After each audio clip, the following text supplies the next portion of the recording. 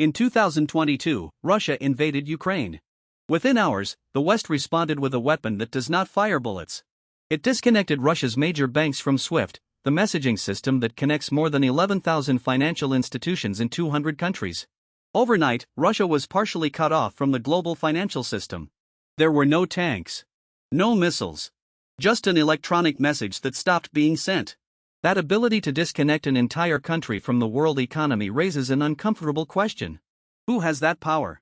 Who decides the rules of the global economic game? And what happens when half the world starts questioning those rules? Welcome to part 14, the last of this journey. We have come a long way.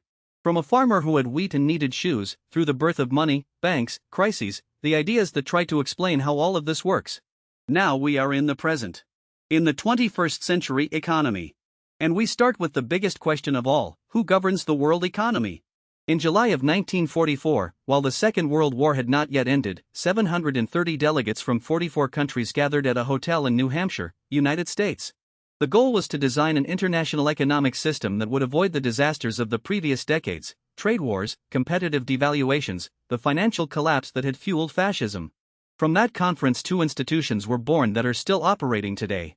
The International Monetary Fund, the IMF, was created to watch over the stability of the international monetary system. Its original job was to supervise exchange rates and lend money to countries with temporary balance of payments problems. Think of it as a global emergency fund. If a country cannot pay for its imports, the IMF lends it money in exchange for economic reforms. The World Bank was born to finance the reconstruction of Europe after the war, but it soon pivoted into a development institution. Its mission became lending money to poor countries to build infrastructure, improve education, and reduce poverty. Alongside them sits a less well-known but equally important institution, the Bank for International Settlements, the BIS, headquartered in Basel, Switzerland. Founded in 1930, the BIS is the central bank of central banks. It coordinates global banking regulation, facilitates cooperation among central banks, and publishes research that influences monetary policies around the world.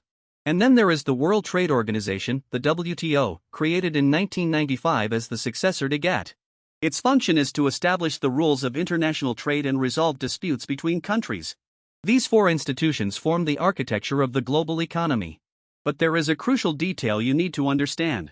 That entire system revolves around one currency, the United States dollar.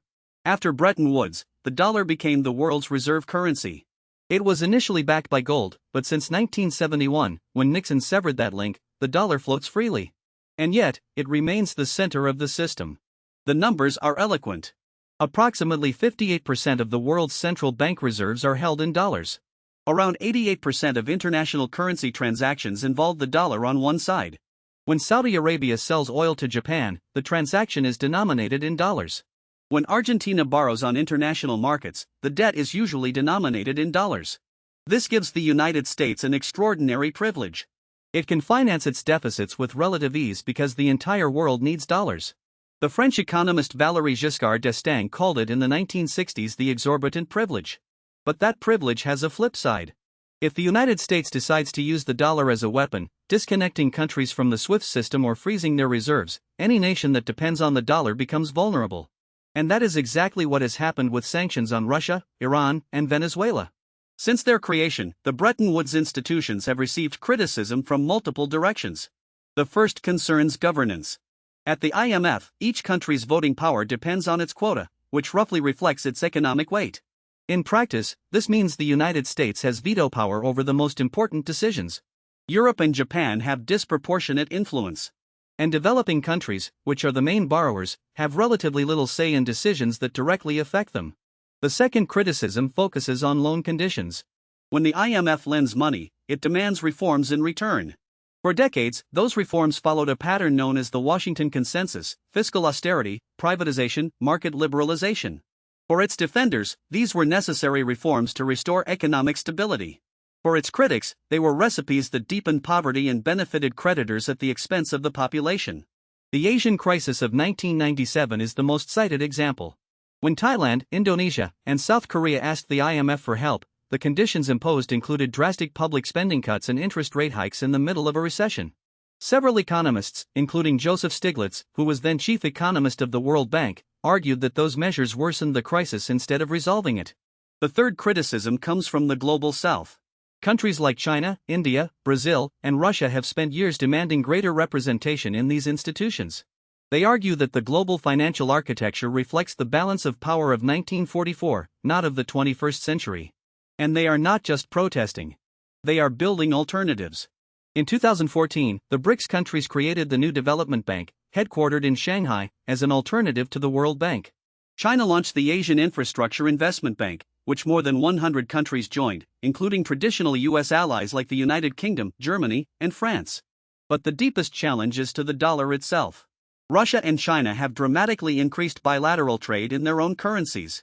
In 2024, approximately 90% of Russia's trade within the BRICS was conducted in local currencies.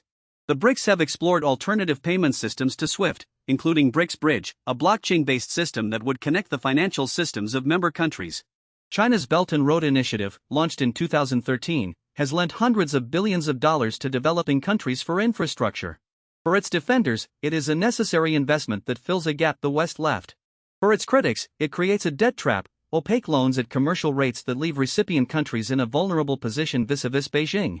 According to a report by the Center for Global Development, 8 Belt and Road recipient countries were found to be at high risk of excessive indebtedness. The reality, as is often the case in economics, is more nuanced than either of those versions.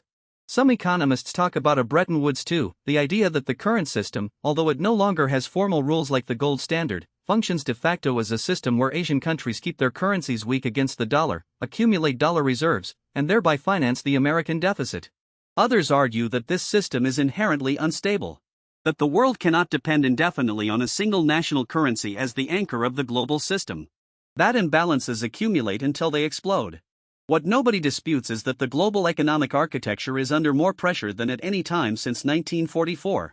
The institutions we created to manage a world of 44 industrialized countries must now serve a world of nearly 200 nations, with enormous economies that did not exist when the rules were designed. What does all this mean for a normal person? It means far more than it appears. When the IMF imposes austerity on a country, it is hospitals that lose funding, pensions that get cut, public jobs that disappear.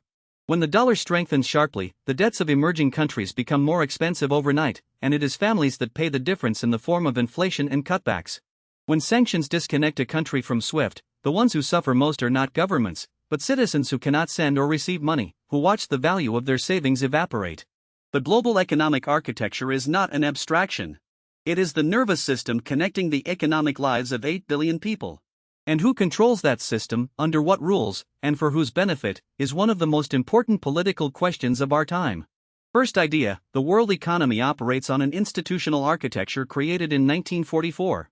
The IMF watches over monetary stability. The World Bank finances development. The BIS coordinates central banks. The WTO regulates trade. Second idea: the entire system revolves around the dollar. That gives the United States an enormous privilege, but it also turns the dollar into a potential weapon when used in sanctions. Third idea: the system is under pressure. Emerging economies, led by China, demand more representation and are building alternative institutions. The outcome is unclear: reform, fragmentation, or something entirely new. The institutions that run the world economy were designed in the 20th century. But the economy itself is transforming into something those institutions never imagined.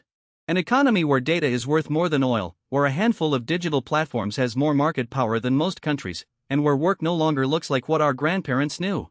Next time, we enter the digital economy.